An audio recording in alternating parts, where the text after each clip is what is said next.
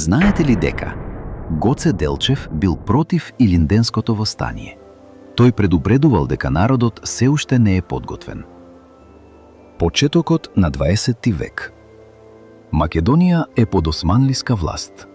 Револуционерите се подготвуваат за востание, но Гоце гледа опасност.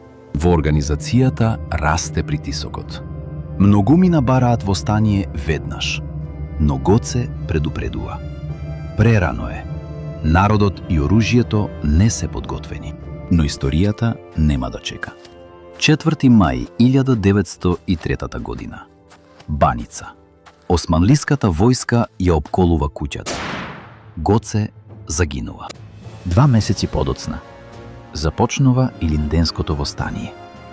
Без човекот кој предупредуваше.